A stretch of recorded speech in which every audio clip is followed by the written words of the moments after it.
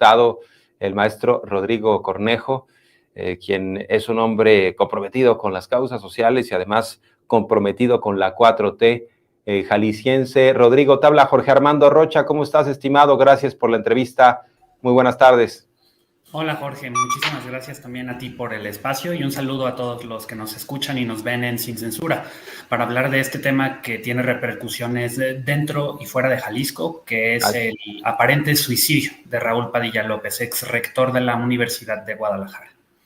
Lo pones como aparente. ¿Todavía tienes dudas de que pudo haber sido un suicidio, el del ex rector de la Universidad de Guadalajara, este cacique Raúl Padilla?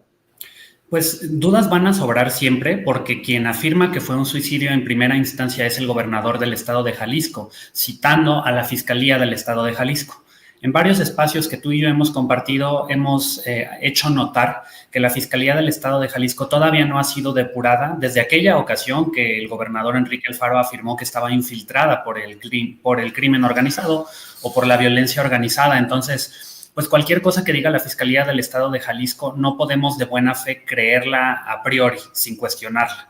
Y en segundo lugar, hasta que no se revelen elementos de información que nos hagan saber si de hecho fue un suicidio, porque este sería en la historia reciente de Jalisco el segundo suicidio de un rector de la Universidad de Guadalajara, valdría la pena hacer un análisis más amplio de la circunstancia que rodeó a este suicidio que de nuevo aún está por confirmarse, es aparente. No digo que sea lo contrario, pero hasta no ver información contundente, no creer.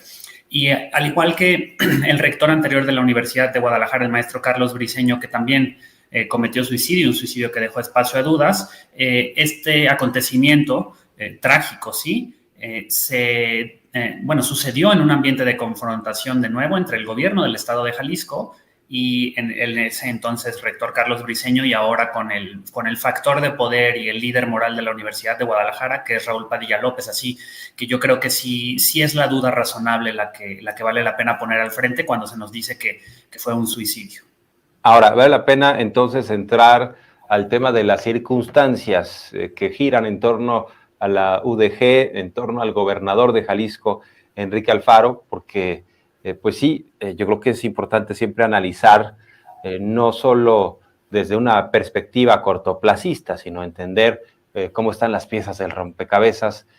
Y en este caso, estamos hablando de una UDG con más bien un matiz conservador y un gobernador, Enrique Alfaro, que cuando llega, una de las cosas que dice es que el tiempo de Raúl Padilla como cacique ya se terminó. Yo no sé si al final del día se cumplió esta profecía por obra de la casualidad, ¿no? Porque cuando menos así lo planteó Enrique Alfaro, que ya se había terminado con su llegada al gobierno de Jalisco el cacicazgo de Raúl Padilla, quien, de acuerdo a esta información de la Fiscalía, se quitó la vida y hay una carta póstuma. Pero entiendo que las diferencias, y si no, corrígeme, y si no, explícanos. Entiendo que las diferencias entre Alfaro y Raúl Padilla pues no eran más bien ideológicas, sino por el presupuesto. O sea, decía Raúl Padilla y la UDG que no se le estaban transfiriendo los recursos suficientes, los recursos etiquetados a esta universidad. O sea, había un jaloneo por el presupuesto, pero hay que reconocer que los mismos grupos que apoyan la FIL de Guadalajara, que creó Raúl Padilla, son los mismos que están apoyando también a Enrique Alfaro. O sea, pongo un hilo conductor. Enrique Krause, por ejemplo, siempre muy presente en la FIL de Guadalajara, vociferando en contra de la izquierda, vociferando en contra de López Obrador, pero también Enrique Krause recibiendo contratos del gobernador de Jalisco y calificando al gobernador de Jalisco como Mariano Otero. Es decir, dentro de estas circunstancias no había diferencias de fondo entre Alfaro y Raúl Padilla, sino era más bien un tema de poder y de presupuesto. No sé cómo la ves. Y no nada más de poder y presupuesto, lo que hubo es una desaveniencia. Ya si nos vamos un poco más atrás en la historia, vale la pena reseñar que Raúl Padilla López fue quien desplazó al padre de Enrique Alfaro para convertirse en rector durante el periodo de Carlos Salinas de Gortari. la rectoría de Raúl Padilla López coincidió en todo el periodo de de Carlos Salinas de Gortari, excepto por un año. Así que vale la pena remontarnos a ese origen. Corrieron en el mismo carril del neoliberalismo y del Partido Único. Pero Enrique Alfaro durante mucho tiempo utilizó la plataforma de la Feria Internacional del Libro para presentar no nada más sus propias ideas, sino para conjuntar un bloque conservador que en el 2018 fue el espacio desde donde se presentó el proyecto cultural de Ricardo Anaya. Así que cuando el presidente López Obrador comenzó a mencionar a Raúl Padilla López en las conferencias mañaneras, también vale la pena entenderlo desde esa óptica.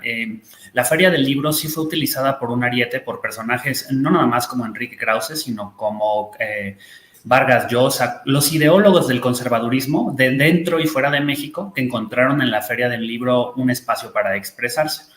Después de eso, no fueron intereses ideológicos, sino, como bien señalas, intereses económicos, intereses inmobiliarios e intereses políticos, que no son lo mismo que intereses ideológicos, lo que hicieron que Raúl Padilla López y Enrique Alfaro partieran por caminos distintos. Hace poco tiempo en Jalisco se constituyó un partido local desde la Universidad de Guadalajara porque los espacios que Movimiento Ciudadano le había dado a figuras de la Universidad de Guadalajara pues terminaron su ciclo.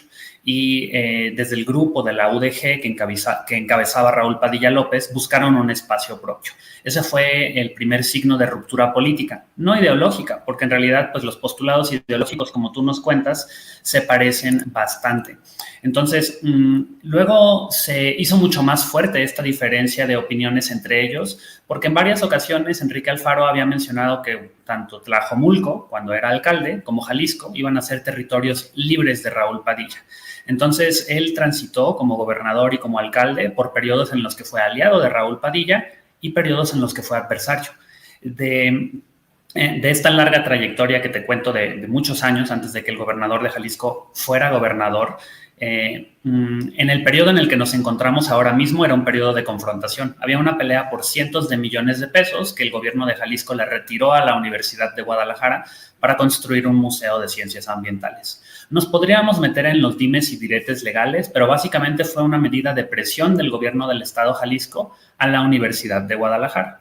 Y esto se da en un contexto más amplio, no nada más en el contexto de que la universidad tenía un partido en el que tenía mucha influencia, un partido local, sino en acercamientos cada vez más fuertes entre la expresión de Morena en Jalisco y grupos y sectores de la Universidad de Guadalajara, que probablemente iban a hacerle la competencia en las elecciones de 2024 al gobernador. Así que esto no nada más se trataba de presupuesto, sino también de que la única fuerza lo suficientemente grande para hacer un dique de contención a las aspiraciones de Enrique Alfaro, incluso presidenciales, no nada más fue Morena, sino de repente la Universidad de Guadalajara comenzó a llenar ese papel. Y estas confrontaciones fueron fuertísimas, fueron diferencias que se ventilaron públicamente, que separaron a la sociedad jalisciense y que también pues no hay una única manera de resolverlas. En realidad la reputación del gobernador y del ahora en paz descanse difunto ex rector Raúl Padilla, no eran la mejor en amplios sectores de la sociedad jalisciense, a pesar de que a Raúl Padilla se le reconoce haber dejado un legado de la Feria del Libro, de festivales de cine internacionales en Guadalajara y una serie de instituciones culturales. Eso lo podríamos dejar un poco más para la coyuntura local, pero lo que necesitan saber nuestros televidentes y tu audiencia es que el gobernador del estado de Jalisco tenía un pleito fuertísimo que escaló a los medios, que escaló a confrontaciones que casi llegaron a los golpes entre empleados del gobierno del estado y funcionarios de la Universidad de Guadalajara, que es en el marco de este pleito que súbitamente un hombre que tenía a su disposición poder, recursos económicos, cierta reputación, pues comete suicidio súbitamente. Y eso es lo que cuesta trabajo explicar de manera sencilla, ¿no?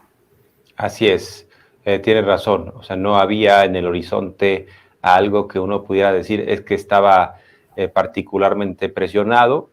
Siendo un cacique, creo que ya se la sabía, ya había pasado por varias administraciones, tenía mucho dinero, mucho poder. ¿Por qué quitarse la vida? Hay quien hace la referencia del suicidio de su padre, que él mismo habría presenciado cuando tenía 18 años de edad y que ese pudo haber sido un factor.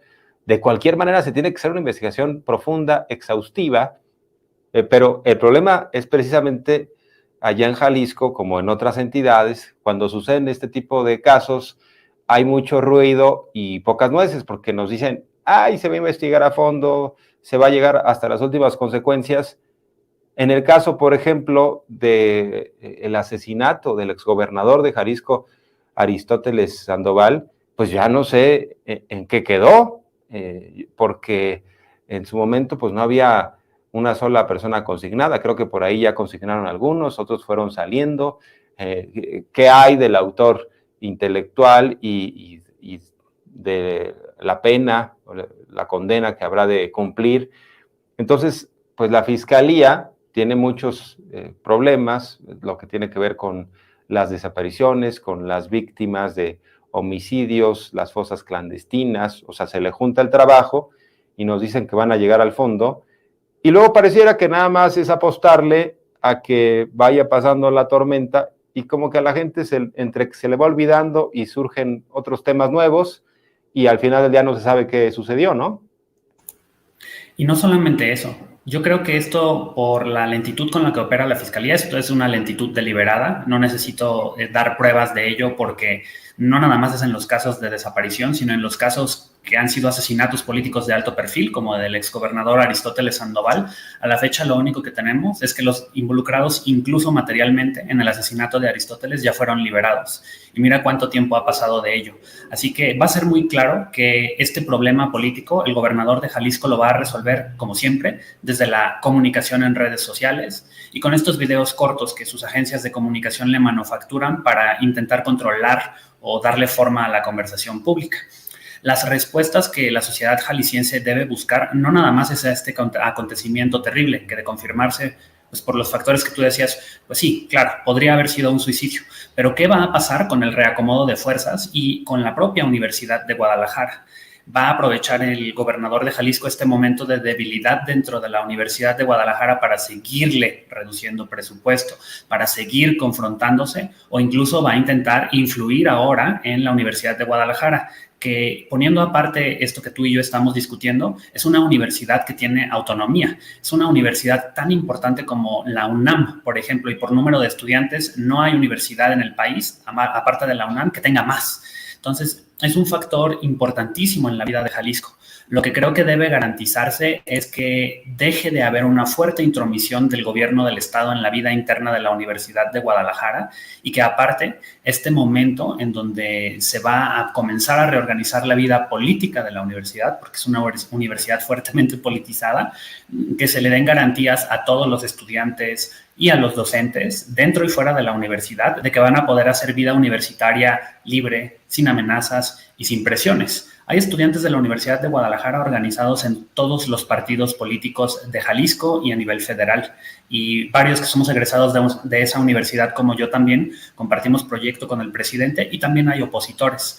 Entonces, esa pluralidad debe preservarse. Yo creo que el gobierno de Jalisco va a intentar entrometerse en la vida interna de la Universidad de Guadalajara de maneras sutiles y de otras no tan sutiles. Y ahora vale la pena preguntarse si el gobernador va a seguir arremetiendo contra la propia UDG, a la que dijo que quería preservar de un cacique, cuando esta persona ya no está. Vamos a ver qué es lo que realmente busca el gobernador de Jalisco si ponemos atención a las acciones que lleve a cabo de ahora en adelante.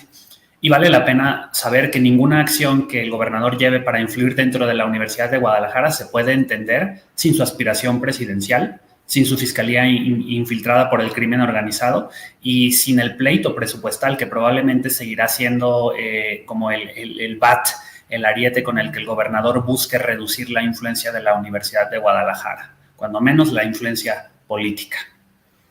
Bien, estimado Rodrigo, pues muchas gracias por este análisis, aprendimos mucho. Creo que está por verse lo que viene para esta Universidad de Guadalajara.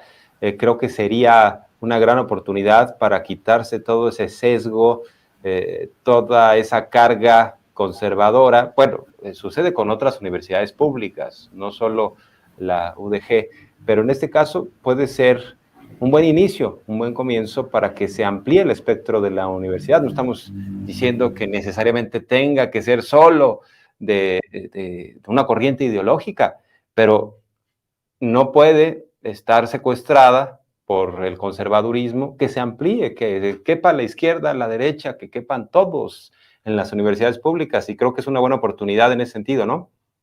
Sobre todo la Feria del Libro. La Feria del Libro fue utilizada como plataforma de la derecha. Eso sí, ya no cabe, no vale la pena ni siquiera intentar interpretarlo. Si ves la primera plana de los invitados, los libros que se presentaron, la defensa supuestamente de la autonomía del INE que se hizo desde la Feria Internacional del Libro, queda claro que los reducidos espacios para figuras de la izquierda o que son afines con la 4T, nada más eran de este tamaño, pequeñísimos, para decir que había pluralidad. Yo esperaría que hubiera, no un equilibrio, porque eso tal vez no existe, pero sí una apertura a la pluralidad y que se puedan discutir libremente los postulados de la izquierda en la Feria Internacional del Libro y en las instituciones culturales que el ahora difunto Raúl Padilla López fundó, porque ese es probablemente donde ese sesgo se ve más fuerte.